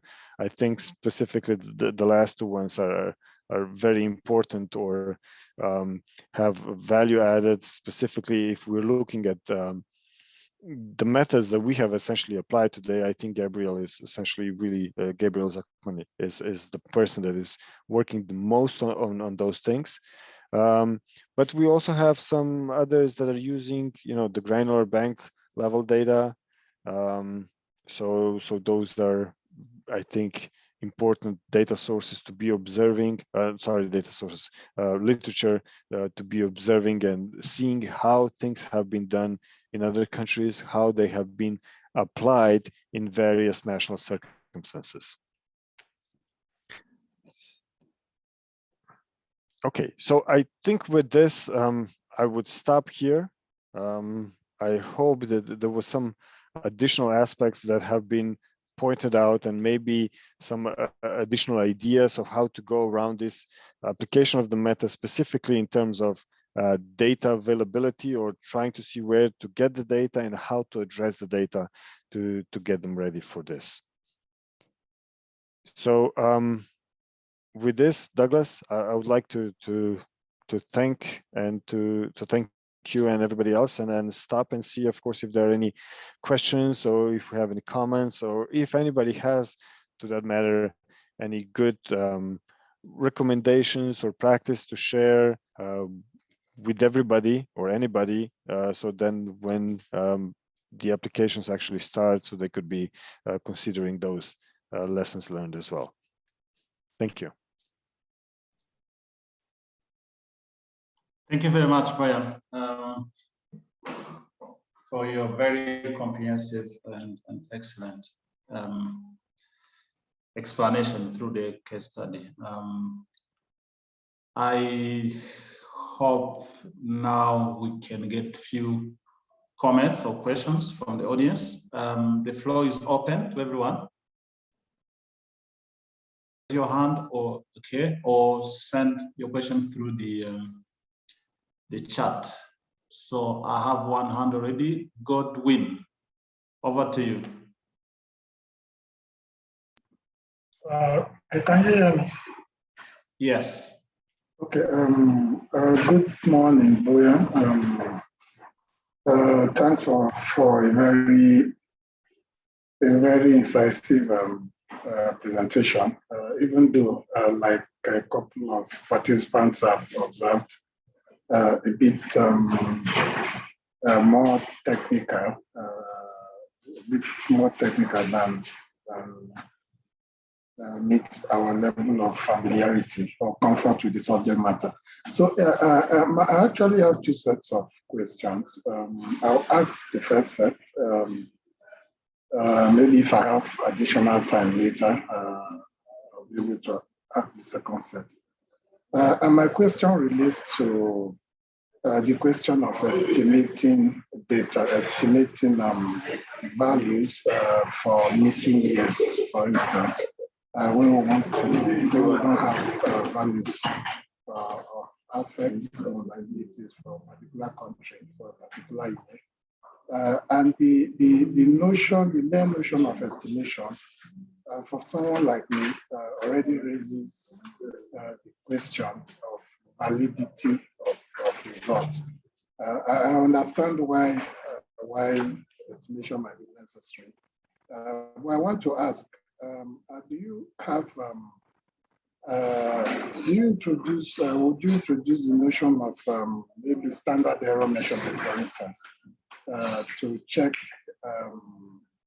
the validity of your results when you have done estimation? And secondly, what would you consider as the estimation threshold? For instance, where I'm collecting data for 16 years, like we saw here in the example, in the exercise, and I have missing data for like 8 years, say half of those 16 years. Is it recommended that you do estimation for those 8 years, or what will you consider as the estimation threshold, the threshold that would be sufficient to make your results valid, beyond which your results will no longer be valid? Thank you. Those are two questions I want to ask. If I have time later, maybe I will ask the other ones. Thank you.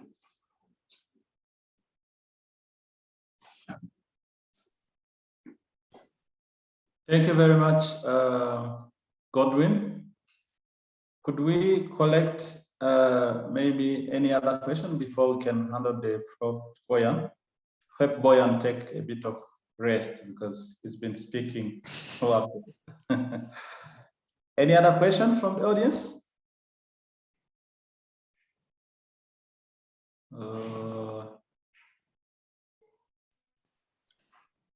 Okay, it seems no. Over to you, Okay. Bojan. Yeah, thank you. So let's just try and tackle this one. You know, how they say, when somebody responds is, this is a very good question, it means that they have no idea what they have to respond. So I'm going to say this is a brilliant question.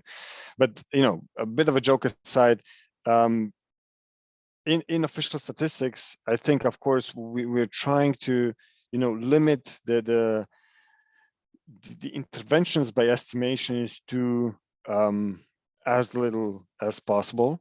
So, trying to observe the data that we have either from a population or from a sample, and then use that and to be basing our official statistics on this. It is true what you observe. So and I also personally feel that way. So whenever we have missing data, should we just be just be imputing them, or this is causing some sort of a distress, but also distrust potentially in the reliability of the results. In this particular method, of course, I think so whenever we are addressing illicit financial flows or tax evasion, and we are faced with lack of data, we have to resort to some level to those as estimations. Now, the estimation threshold, honestly, I have no good answer or guidance in a particular case. If you ask me if there's 8 out of 16 missing, I would say, just drop the unit. However, if you do need the unit, if it does have to be there, then of course, as it is in this case, when we're trying to come up with an overall picture, bring it on board, but this all has to be clearly marked in the metadata and in the procedures outlined. So this research, so this case study that we were referring to, and which is the method number 6 is based on, is of course leading very much towards this econometric approach, or the estimations, heavy estimations, and so on. So it is in many steps being drawn away from a purely statistical methodology. And this is very similar also in the case of, for example, the method that we had on Monday, which is on multinationals profit shifting using tax incentives or tax semi-elasticity. So all these methods are experiencing significant limitations in data and procedures, hence also in their reliability of results. So reliability or validity of results in those cases, it is very hard to judge or to estimate, because there is no real comparison, so to say. So I think the approach to address or solve missing values may differ from case to case in terms of course, driven by data availability or at the general level, but also in terms of what specific units importance in our whole data set is, obviously, and also in terms of how our results in general would differ if we did not include those units at all.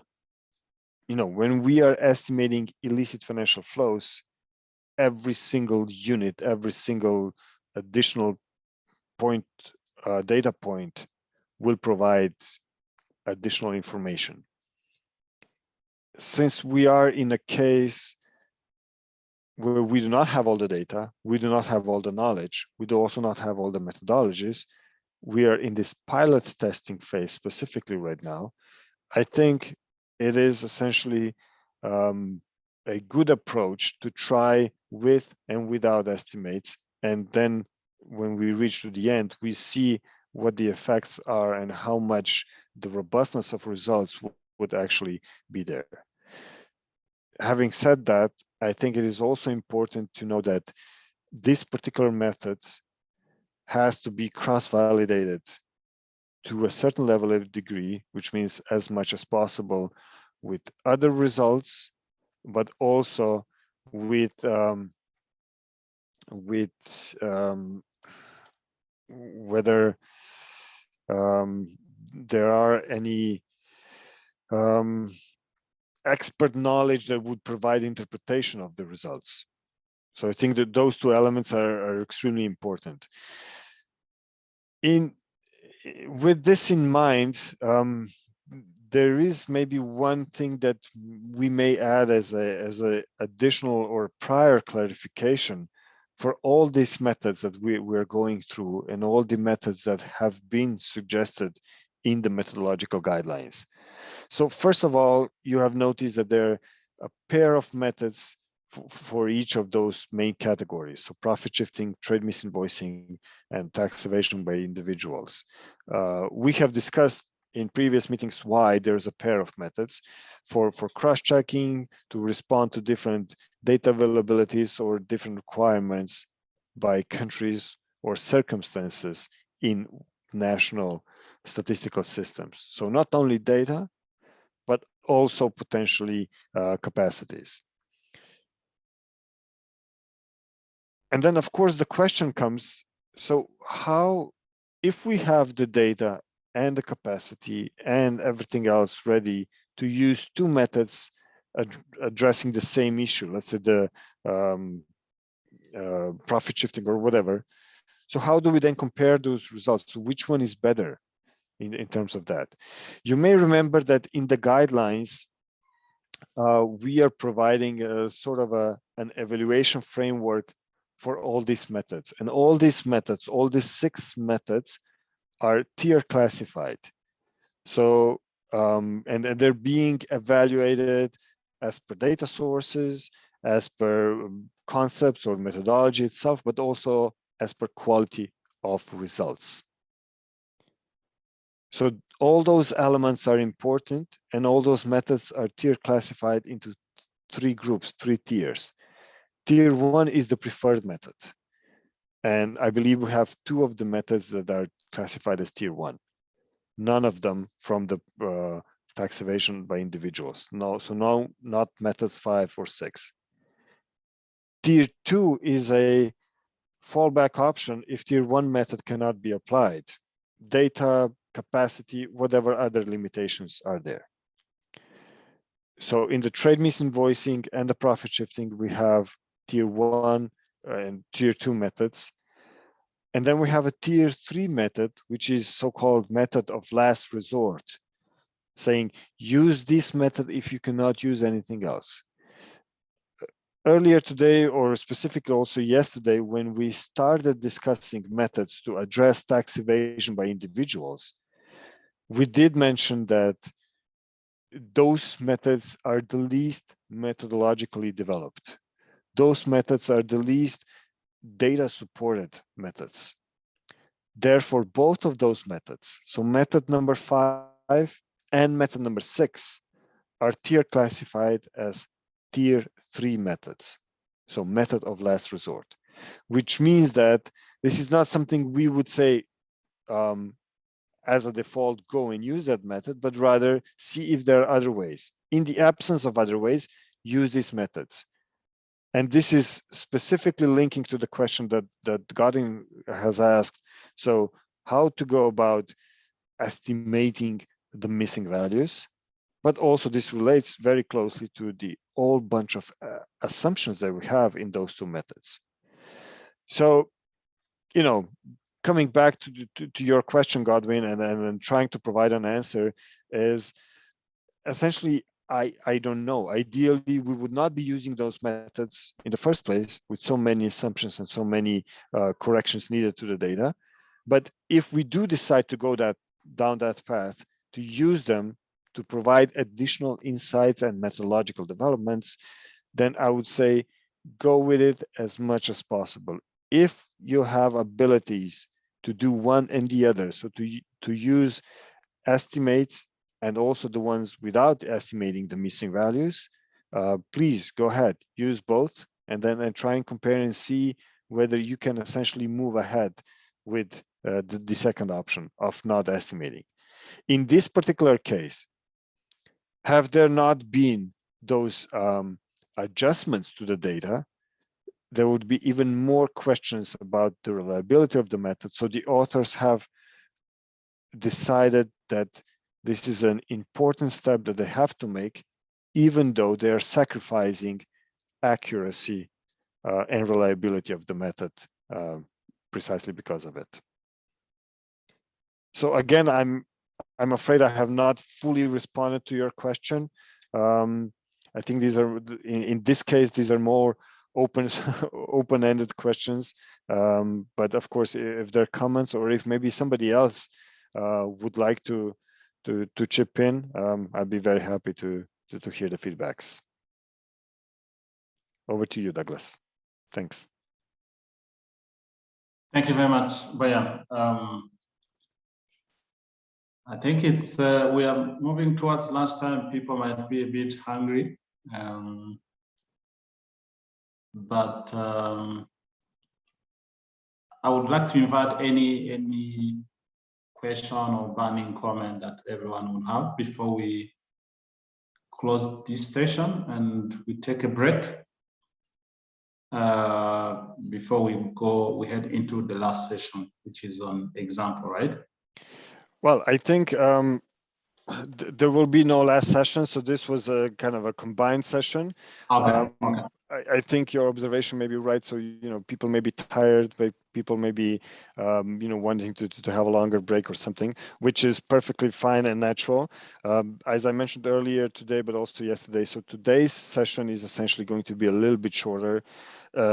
You know, I have to apologize for that, for not being able to bring, you know, a full set of examples and everything to be addressing it. But I think in terms of statistical measurement, this is a bit of a specific case we have here. However, I think even though if there are no further questions at this moment, I believe when, you know, the technical working groups or the experts will start working on the method in the countries, of course, new questions will pop up, like how to do this, and they will be more concrete and so on. And having said that, I think an open invitation to everyone here, when you do start applying the method, if you decide to go with this method, and if you have questions, comments, ideas, or just to want to, you know, ventilate your head, please do get in touch with us. We'll be very happy to listen in, to see what the questions are, to try and reach out to maybe some of the experts in specific fields to bring together and to address the question, of course, if we will be able to do that. So, you know, I think that there might be no further questions right now, but as we all move along in the coming weeks, there may be, and we are still here also then. So it's not only today or never, please have this in mind. We are here with you along the way. Thank you very much. That's a very, very great clarification, actually, because we might be, I mean, people might take time to digest all of this technicality, especially as they go back and start estimation in their countries. They might have some need for clarification. So it's really good to know that you could get back to the team for any question you might have as you experience or you practice the method through different countries. Exactly. So I think with that said, we might come to the end of the session and the end of the day, actually, probably. Yes. So I think I may just now close the session and wish everyone a good day and good lunch. Hope to see you again all tomorrow for the next session. Yeah, if I can just add very briefly, Douglas, please.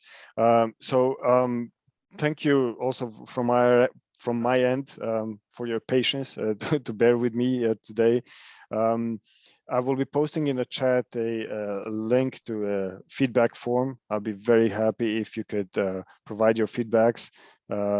So again, we have one form. So we have two bilingual forms to cover all the 4 languages. So please just use the one that you have in there. So I'm putting it right now in the chat. So thank you for this. I also see a question about the contact. So how to get in touch with us. Essentially on the website of the project. So we have contacts in there. Oh, just a sec. I'm trying to share the links but it doesn't work. Sorry. Let me do if I can do it.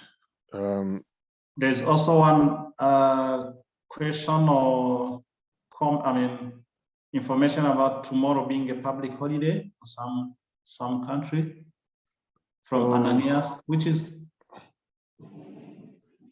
Ananias. Are you from which country? Okay, I'm not sure about the public holiday. I think we are on the schedule. I don't think when we scheduled we were aware of that. I apologize. I hope this will not cause any inconvenience. But I have seen Anastasia was able to get a link in the chat of this workshop. Thank you very much for this. And I also wanted to have another link shared with you on the project, and that you will also have. But wait, so yes, on the website that Anastasia has shared, on the bottom right corner you will see a contact. So Amandine is there, so you can get in touch with her, and she will get directly with us. Or if you need my email, I can just type my email also, just in case if you would be preferring that. But we are all reachable, and we all communicate with each other. Thank you very much. Ananias from Namibia. So unfortunately, we cannot reschedule the meeting. The session for tomorrow will go ahead, and that of Monday. I think it's up to you to adjust your plan and plan to attend. However, we will be trying to, if technology is working with us, we will be also recording the sessions, and eventually we will be posting the links online. So in case you cannot make it tomorrow, you will be free to see the recordings, and all the documents are on the website. So including, there will be some examples tomorrow with the calculations, I think. So you might access them later. And again, in case of any further questions or inquiries, please feel free to touch base. Okay, so I think with this, thank you to Douglas, thank you to all the participants, and a big thank you to all the interpreters.